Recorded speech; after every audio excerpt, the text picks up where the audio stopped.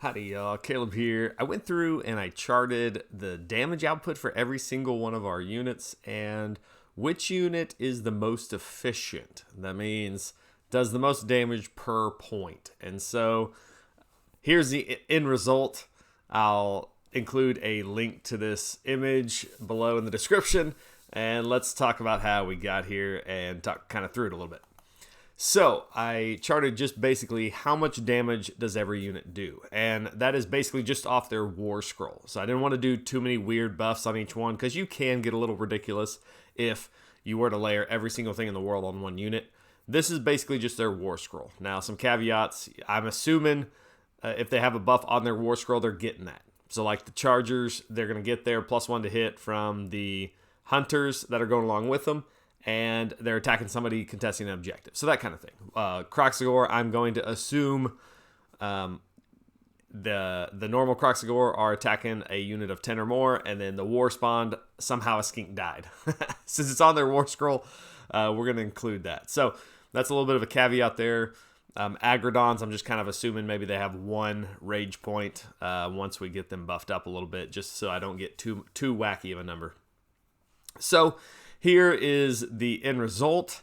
You can see that the absolute most just damage that we can produce just off the Warscroll is the Chargers, followed up by the Stegodon Chief, some other Stegodons, Kroxigor, the Kixie Taka Warband. Surprisingly, it's got enough stuff on it that it can do a little bit of damage. You can't really buff it up though, so it falls off on the next couple charts.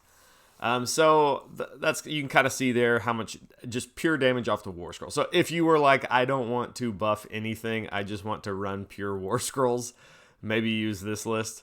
Probably not the best idea, but you could if you wanted to.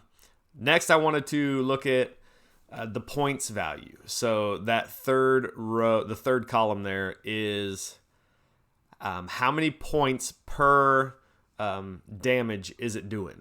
So you see the Raptidon Charger up at the top. It costs about 10 points to do 1 pip of damage. That's what that number means there. So the lower number in that column is better.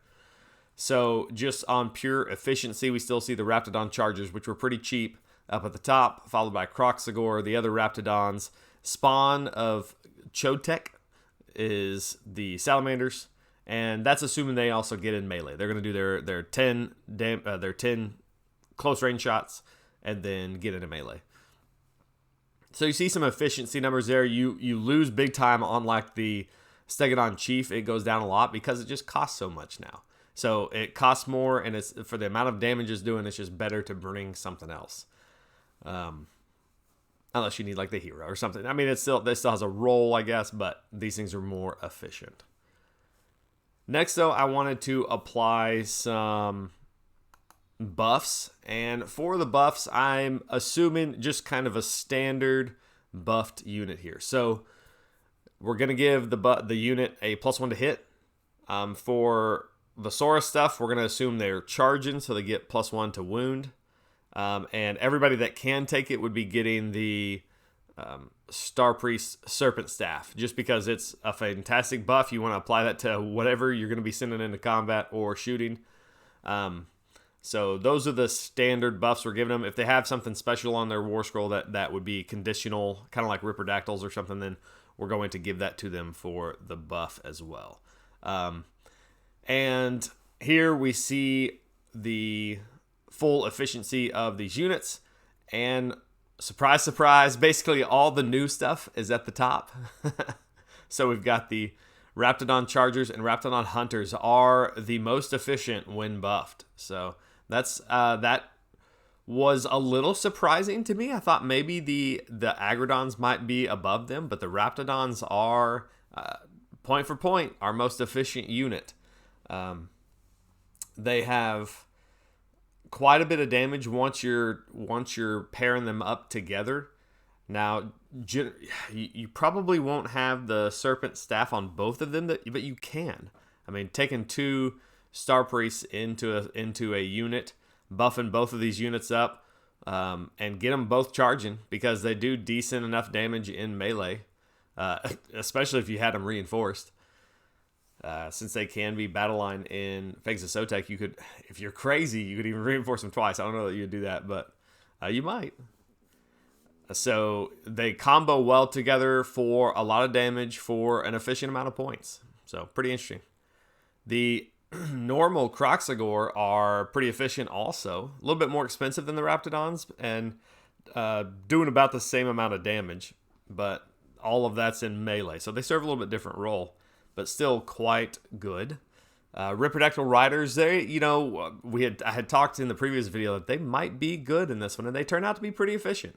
Now it's a once per game ability with the Bloat Toad, and the Ripperdactyl hero buffing them up too, but they can be pretty efficient for their points. It's not a ton of damage. You're only looking at 12 damage for 3 of those, even when they're buffed up. So pick your targets, but they are efficient for what they do. Agrodon Lancers did come in pretty well. They're doing some good damage. In fact, the most damage of any of our units, but they're just not quite as efficient as the Raptidon Riders. But I think that the Agrodon Lancers have the most potential for the higher damage numbers, especially if you put some other specialty buffs into them. But it does cost a little bit more for them. Things you don't see up here. Pterodon Riders almost didn't quite make the top cut just because they're wholly reliant on their mortal wounds. Skinks weren't too bad, actually. The Skinks were fairly efficient. I was surprised they were up so high. Part of that's just because they're so cheap.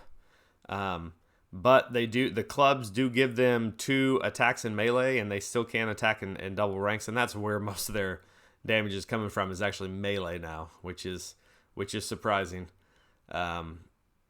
So they are fairly efficient, but you probably don't want them into combat too often. They are going to be wanting to run away, but you can buff them up and do a little bit of damage if you need to.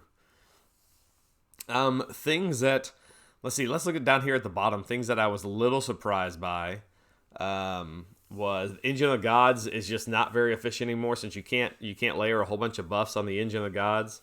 He's just not real efficient anymore. The Bastildon with Solar Engine also just not doing a ton of damage. It's only doing about 4. I think it's 4 damage in shooting, which is the same as it was before. But what made the Bastildon efficient before was that you could double fire it. You could give it lots of other buffs. So some of that's gone now, unfortunately. Troglodon doesn't do a whole lot of damage for its cost, but at least it does a little bit. Previously, it did almost nothing. Now, if you were to buff it up, you're going to get about 8.5 damage versus a 4-up save. But really, the Troglodon is there for the debuff aura and a wizard. It's more of a support role.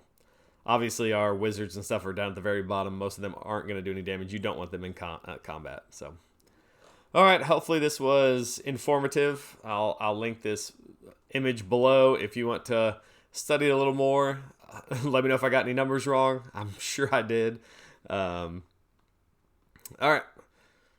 We'll see you guys later.